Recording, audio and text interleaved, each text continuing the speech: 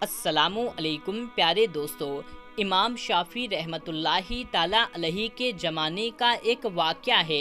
एक इलाके का बादशाह था। वो अपने घर में अपनी बीवी के साथ तन्हाई के आलम में था। शौहर खुश था, लेकिन बीवी किसी वजह से उससे बहुत नाराज़ थी। अब शौहर जितना प्यार मोहब्बत की बातें करता, बीवी उतना चिढ़ती और उतनी ही बदतमीज़ी करती। जब शौहर ने बहुत ज़्यादा मोहब्बत का इजहार किया तो वो औरत का दिमाग उस वक्त तक गर्म था, यानी कि वो बहुत ज़्यादा गुस्से में थी। वो बेवकूफ़ औरत कहने लगी, ओ जहन्नमी, पीछे हट जा, मुझे हाथ मत लगाना। अब जो कि उस औरत ने उसे जहन्नमी कहा तो वो भी मर्द था, उसे गुस्सा आ गया। उसने कहा, अच्छा मैं जहन्नमी हूँ तो तुझे मेरी तरफ से तलाक। अब रात गुजर गई। सुबह जब हुई तो दोनों का दिमाग ठंडा हुआ। तो औरत को अपनी गलती का एहसास हुआ कि मैं नाराज़ थी, मगर मुझे ऐसे अल्फाज नहीं कहने चाहिए थे कि जहन्नमी पीछे हट जा, मैंने तो ये गलती कर दी है। अब वो अपने शौहर से पूछने लगी, क्या मुझे तलाक हो गई है? तो उस पर शौहर ने कहा, पता नहीं, शर्त ये है कि मैं जहन्नमी हूँ तो तुझे मेरी तरफ से तलाक है, लिहाजा मुझे उल्मा इकराम से पूछना पड़ेगा।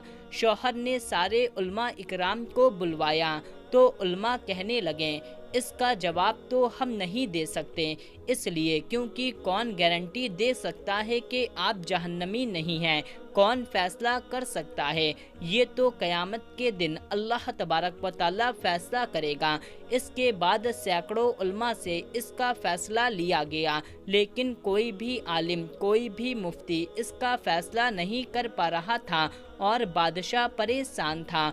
वो अपनी इतनी खूबसूरत बीवी को तलाक नहीं देना चाहता था, बीवी भी तलाक नहीं लेना चाहती थी। लिहाजा इमाम शाफी रहमतुल्लाहि ताला अलैहि को किसी ने बताया कि हज़रत फुला इलाके में ये वाक़या पेश आया है। उन्होंने फरमाया, मुझे वहाँ ले चलो, मैं इसका जवाब दे सकता हूँ। चुनांचे इमाम शाफी रहमतुल्लाहि ताला अलैहि वहाँ आए और बादशाह से पूछा, क्या वाक़या पेश आया है?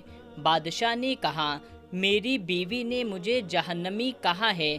मैंने इसके जवाब में अपनी बीवी को ये अल्फाज कहे हैं। अब आप बताएं कि तलाक हुआ या नहीं? इमाम शाफी रहमतुल्लाहि ताला अलैहि ने फरमाया, बादशाह सलामत, इसका जवाब देने के लिए मुझे तन्हाई में कुछ बातें पूछनी पड़ेंगी। उसने कहा, ठीक है। इमाम शाफी रहमतुल्लाहि ताला अलैहि ने कहा, बादशाह सलामत, आप अपने ज़िंदगी का कुछ ऐसा वाक़या बताइए कि जिसमें आप गुनाह करने का मौका रखते हुए भी गुनाह करना आपके लिए आसान हो, लेकिन अल्लाह ताला के डर की वजह से आपने अपने आप को बचाया। क्या कोई ऐसा वाक़या आपके साथ हुआ है? बादशाह सोचता रहा और कहने लगा, एक दफ़ा मेरी ज़िंदगी में ये वाक़या पेश आया था। वो कहने लगा, एक दिन मैं अपने दफ्तर के काम से फारिग होकर अपने कमरे में दाखिल हुआ। जैसे ही मैं अपने कमरे में दाखिल हुआ, मैं देखा महल में काम करने वाली लड़की मेरे कमरे में है। वो चीज़ों को ठीक कर रही थी और बिस्तर को ठीक कर रही थी। जब मेरी नज़र उस लड़की पर पड़ी तो वो लड़की बहुत ज़्यादा खूबसूरत थी। चुनांचे मैंने दरवाज़ा को बंद कर लिया और उसकी तरफ बढ़ने लगा।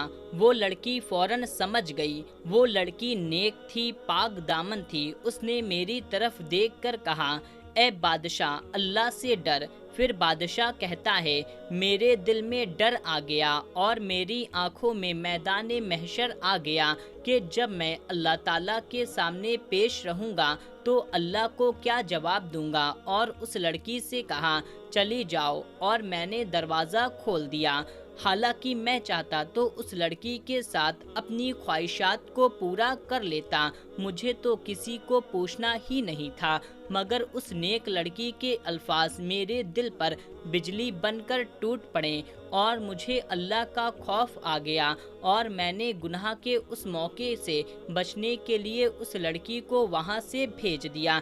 یہ ایک ایسا گناہ ہے جو میں کر سکتا تھا مگر اللہ کے خوف سے نہیں کیا۔ اس بادشاہ نے یہ واقعہ سنایا تو امام شافعی رحمۃ اللہ تعالیٰ علیہ نے اس سے کہہ دیا کہ آپ کی بیوی کو طلاق نہیں ہوئی اس لیے کیونکہ آپ جہنمی نہیں بلکہ جنتی ہیں۔ جب انہوں نے یہ فتویٰ دیا تو سارے علماء بحث کرنے لگے، کیسے آپ جنت کی بشارت دے سکتے ہیں؟ کیا آپ کہیں کہ یہ بندہ جنتی ہے یا یہ بندہ جہنمی ہے؟ آپ کو یہ اختیار کس نے دیا ہے؟ امام شافعی رحمۃ اللہ تعالیٰ علیہ نے فرمایا، یہ فتویٰ میں نے اپنی طرف سے نہیں دیا بلکہ یہ فتویٰ اللہ تعالیٰ نے قرآن مجید میں خود عطا فرمایا ہے۔ امام شافعی رحمۃ اللہ تعالیٰ علیہ نے فرمایا، قرآن مجید کی ایک آیت ہے، جو اپنے رب کے سامنے کھڑا ہونے سے ڈرا، جس نے اپنے آپ کو اپنی نفس کی خواہشات کو پورا کرنے سے بچا لیا، بس اس کا ٹھکانہ جنت ہوگا۔ اللہ نے جو کی فرما دیا ہے، میں فتویٰ دیتا ہوں کہ اس کبیرہ گناہ سے بچنے کی وجہ سے قیامت کے دن یہ بندہ جنت میں داخل ہوگا۔ سبحان اللہ۔ پیارے دوستو، جو لڑکیاں گناہ کی دعوت ملنے کے باوجود بھی اپنے آپ کو قابو میں رکھتی ہیں، اپنی عزت اور دامن کو پاک رکھتی ہیں اور گناہ کی دعوت دینے والے کو انکار کر دیتی ہیں، تو ایسی لڑکیوں کو قیامت کے دن جنت میں ڈالا جائے گا اور انہیں اللہ تعالیٰ کا دیدار عطا کیا جائے گا۔ اللہ تعالیٰ ہم سب کو پاک دامنی کی زندگی عطا فرمائے۔ ایک مرد کا خواب ہوتا ہے کہ اسے ایک پرفیکٹ بیوی ملے، اور ایک عورت چاہتی ہے کہ اسے ایک پرفیکٹ شوہر ملے، مگر وہ یہ نہیں سمجھتے کہ اللہ تعالیٰ نے انہیں ایک مکمل کرنے کے لیے بنایا ہے۔ بیوی کی خواہشات اور خوشیوں کا خیال رکھنا ایک شوہر کی ذمہ داری ہے، کیونکہ وہ آپ کے علاوہ کسی سے نہیں کہہ سکتی۔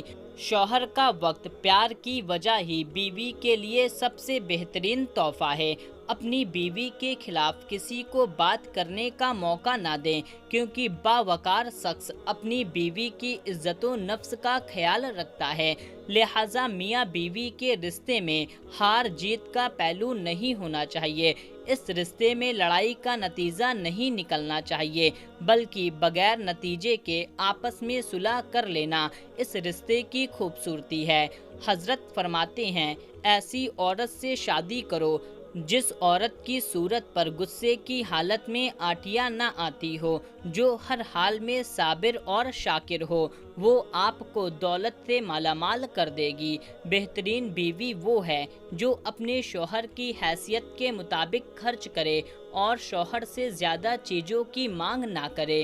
عورت عجیب ہوتی ہے، بے حد عجیب ہوتی ہے، اسے فتح ہونے کا شوق ہوتا ہے، چاہے وہ اس کا اظہار کرے یا نہ کرے، مگر اس کا یہ شوق ہوتا ہے کہ اسے کوئی ایک حد تک چاہے، وہ اسے اپنا عادی بنا لے، وہ اس کے بغیر سانس تک نہ لے پائے۔ جو چیزیں تم سے لے لی گئی ہے، ایک وقت ایسا بھی آئے گا کہ اس کی یادیں تمہارے دماغ سے مٹا دی جائے گی، اور ان قریب اللہ تعالیٰ تمہیں وہ چیز عطا کرے گا جس کی تمہیں توقع بھی نہ تھی۔ ہر چیز اللہ تعالیٰ کے اختیار میں ہے۔ اللہ پر بھروسہ رکھو اور آسمانوں کی طرف دیکھ کر مسکراتے رہو اور اپنے آپ کو بے سہارا نہ سمجھو، کیونکہ تمہارا سہارا تو تمہارا رب ہے۔ اللہ تعالیٰ سے دعا ہے کہ ہمیں کسی کا بھی محتاج نہ بنائے، ہماری تمام پریشانیوں کو دور فرمائے۔ آمین اللہم آمین۔ پیارے دوستو، اس ویڈیو کو زیادہ سے زیادہ لوگوں تک شیئر کر دیجیے۔ ملتے ہیں تب تک کے لیے اللہ حافظ۔